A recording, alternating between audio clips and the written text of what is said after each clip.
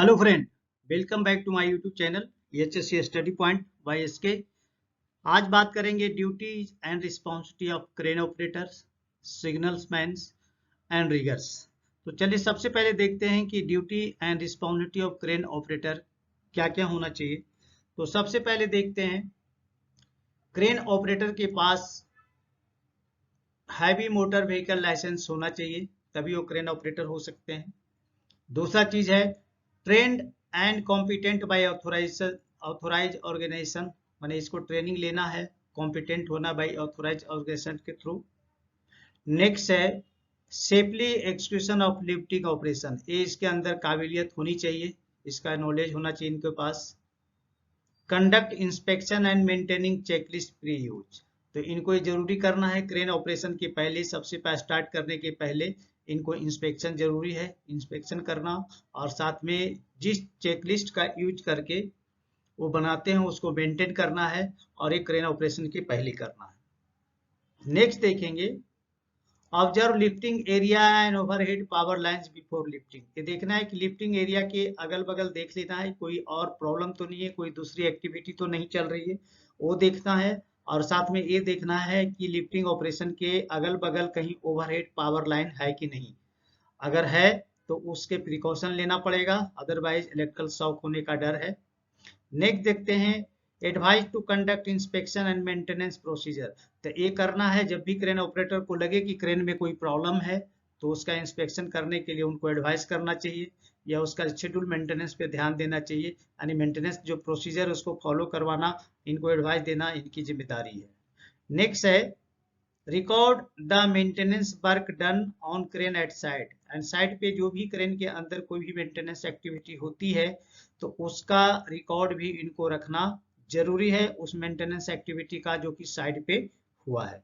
Next जो इनका है report any unsafe act, unsafe condition, near misses and incident to concern immediately, अगर कुछ साइड पे इशू होती है जैसे कि अनसेफ एक्ट होता है कहीं पे भी, या क्रेन से रिलेटेड एक्टिविटी में, या अनसेफ कंडीशन वहाँ पे कुछ नजर आ रहा है, या नियर मिसेज है, एक्सीडेंट कुछ होते हैं, तो इमिडिएटली जो उनके कंसर्न सुपरवाइजर जो होते हैं, जो कि क्रेन के पूरे एक्टिविटी को देखते हैं और उनके अंदर होता है, तो कंसर्न जो अथॉरिटी है उसको इमिडिएट उनको इन्फॉर्म करना जरूरी है। तो ये हो गया duties and responsibility of crane operator. चलिए नेक्स्ट देखते हैं कि duty and responsibility of rigger का क्या होना चाहिए। रिगर क्योंकि एक इंपॉर्टेंट रोल है लिफ्टिंग एक्टिविटी में, तो इनका क्या क्या रोल है, रिस्पॉन्सिबिलिटी होना चाहिए, उसके उस पर बात करते हैं। तो सबसे पहले कॉम्पिटेंट टेक्निकली वो कॉम्पिटेंट होना चाहिए, उसके अंदर उसकी सारी नॉलेज होनी चाहिए कि क्रेन के ऑपरेशन में किस तरह से लिफ्टिंग करना है, नॉलेज होना चाहिए उसके बारे में, एंड एक्सपीरियंस होना चाहिए, ताकि वो काम के ठीक ढंग से रिगिंग एक्टिविटी को ठीक ढंग से करे। नेक्स्ट देखेंगे aware of crane lifting capacity, crane जो जिस क्रेन के साथ वो काम कर रहे हैं उस क्रेन की लिफ्टिंग कैपेसिटी कितनी है, यानी कितना वेट उठा सकता है, इसके बारे में रीगर को नॉलेज होना चाहिए, उसके बारे में उसको अवेयरनेस होनी चाहिए। नेक्स्ट देखते हैं अवेयर लिफ्टिंग पॉइंट। अब अवेयर लिफ्टिंग पॉइंट का मतलब हुआ कि लिफ्टिंग पॉइंट किसी भी लोड को अगर उठाने जा रहे हैं या किसी भी मटेरियल को अगर उठाना हो तो उसका लिफ्टिंग पॉइंट कहाँ कहाँ पे होगा, ताकि वो लिफ्ट ठीक से हो, उसमें कोई प्रॉब्लम नहीं हो, तो उसकी नॉलेज इनको होना चाहिए लिफ्टिंग पॉइंट का। नेक्स्ट देखते हैं अवेयर ऑफ लोड प्लेसमेंट। तो लोड प्लेसमेंट का मतलब हुआ कि लोड को कहाँ पे प्लेस करना है, कहाँ पे रखना है, उसके बारे में उनको पहले से नॉलेज होना चाहिए। ऐसा नहीं कि लोड को उठा लिया गया उसके बाद वहां पे कहाँ पे रखना है वो बाद में डिसीजन ले रहे हैं, एक गलत एक्टिविटी है। तो सबसे पहले वो जानकारी करना है कि लोड को प्लेसमेंट कहाँ करना है, उसकी अवेयरनेस और उनकी जानकारी रिगर को पहले से ही होना चाहिए। नेक्स्ट है aware of selection of tools and tackles, अब उस लोड को उठाने के लिए कौन सा टूल्स लिफ्टिंग टूल्स का इस्तेमाल होगा या कौन सा टैकल का इस्तेमाल होगा, इसके बारे में उनको जानकारी हो, ताकि वो सही सिलेक्शन करे क्रेन को, मटेरियल को उठाने के लिए और एक जगह से दूसरी जगह प्लेस करने के लिए। नेक्स्ट है अवेयर ऑफ लोड चार्ट, उनको लोड चार्ट देखने के लिए आना चाहिए, क्योंकि क्रेन पे काफी दिनों से काम करते हैं रिगर, तो लोड चार्ट देखने से मालूम पड़ जाएगा कि अभी क्रेन का बूम लेंथ कितना है। और इसकी लेंथ कितनी है, एंगल कितना बन रहा है, इसके आधार पे लोड चार्ट से देख लेंगे कि इसकी लोड क्रेन की अभी लोड कितनी है और कितना कैपेसिटी इसकी है जो कि कर सकता है। नेक्स्ट है aware of hand signal. Hand signal देने के लिए उनको आना चाहिए रिगर को, ताकि वो सही ढंग से सिग्नल दें और ऑपरेटर को कोई प्रॉब्लम नहीं हो। हालांकि सिग्नल देने के लिए वहाँ पे ऑलरेडी सिग्नल मैन रहते हैं, बट कुछ केसों में कभी कभी आप देखते हैं कि रिगर भी है जो कुछ सिग्नल देते हैं, तो इनको सिग्नल के बारे में अवेयर होना चाहिए। और वो इसलिए कि अगर सपोज कोई रिगर सिग्नल मैन सिग्नल दे रहा है बाई मिस्टेक या कुछ और भी वजह से गलत सिग्नल दे रहा है, तो रिगर ये समझ जाए कि वो गलत सिग्नल दे रहा है, इमीडिएट वो इन्फॉर्म करे कि ये गलत सिग्नल है। Next, selecting lifting gear and equipment. अब इसका सिलेक्शन भी करना जरूरी है। अगर कोई भी मटेरियल को उठाया जा रहा है एक जगह से दूसरी जगह उसको प्लेस करना है, तो उसमें लिफ्टिंग गियर क्या क्या लगेगा, कौन कौन सा इक्विपमेंट का इस्तेमाल होगा, उसका पूर्ण नॉलेज उनको होना चाहिए, और नॉलेज होगा तभी वो सही सिलेक्शन उसका कर पाएंगे। नेक्स्ट देखते हैं physical and visual inspection of lifting tools and tackle. ये जरूरी है क्योंकि किसी भी लिफ्टिंग एक्टिविटी को करने के पहले सभी टूल्स एंड टैकल का है जो विजुअल इंस्पेक्शन करना जरूरी है। विजुअल इंस्पेक्शन का मतलब उसका टीपीआई उस पे है लगा हुआ कि नहीं है, उसकी कंडीशन क्या है, कहीं डैमेज तो लिफ्टिंग टूल्स एंड टैकल में नहीं दिख रहा है, तो ये सारी चीजों को उनको देखना जरूरी है। उसके बाद ही है जो लिफ्टिंग टूल्स एंड टैकल को काम में लिया जा सकता है। नेक्स्ट है डिसलिंगिंग एक्टिविटी। अगर पूरी हो गई है तो डिसलिंगिंग करना या फिर स्लिंग को मेंटेन करके रखना, एंड स्टोर रिगिंग इक्विपमेंट या रिगिंग इक्विपमेंट को स्टोर करना, ठीक जगह से सही जगह पे उसको रखना, ये काम है जो रिगर का है। नेक्स्ट जो है ability to assist lifting plan.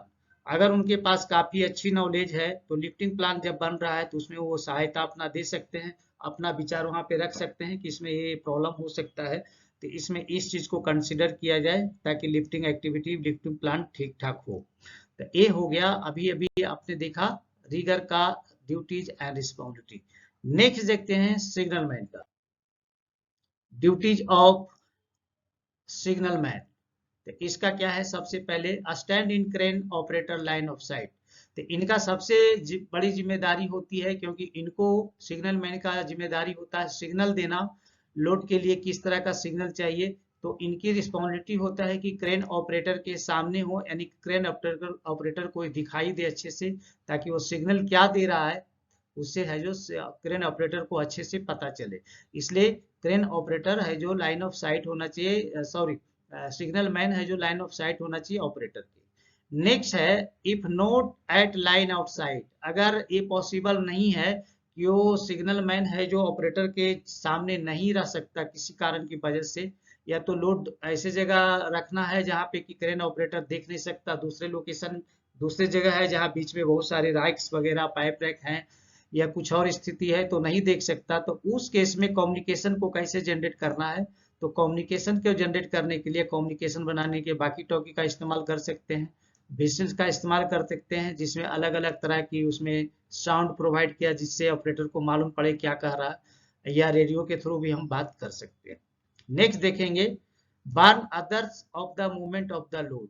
तो ये सिग्नल मैन का एक और भी काम है कि अगर जहाँ पे लिफ्टिंग एक्टिविटी चल रही है तो वहाँ दूसरे लोग जो उस एरिया में ना आ जाए तो उनको वार्न करना, यानी जिस एरिया में लोड का मूवमेंट होगा उस एरिया में किसी दूसरे व्यक्ति को नहीं आने देना है, उसके लिए वार्न करना जरूरी है। नेक्स्ट देखेंगे avoid standing under suspended load and pinch point. तो ये मेजर चीज है, सस्पेंडेड लोड के नीचे खड़ा नहीं होना चाहिए जैसा कि सभी जानते हैं, तो वो काम उनका है अवॉइड है करना है, सस्पेंडिंग लोड के नीचे खड़ा नहीं हो। और पिंच पॉइंट का मतलब जहाँ पे दो चीजों के बीच में आ जाए या किसी चीज से हाथ टच होके उसके बीच में पिसने का डर हो, दबने का डर हो, तो वैसे जगह पे खड़ा नहीं रहना है। और नेक्स्ट है check on other activity with in the crane operating area to avoid any और अनफोर्सीन हजार्ड। मतलब अगर क्रेन का ऑपरेशन जहाँ पे हो रहा है वहाँ पे कोई दूसरी एक्टिविटी नहीं होनी चाहिए, उस एक्टिविटी में कोई दूसरी एक्टिविटी नहीं होनी चाहिए।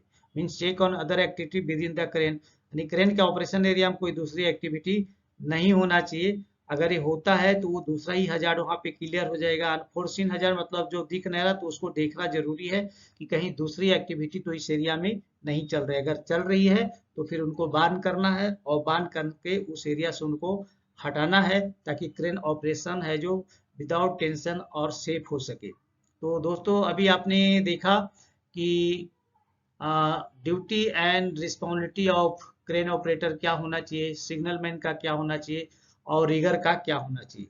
तो आशा करते हैं आप अच्छे से समझ गए होंगे।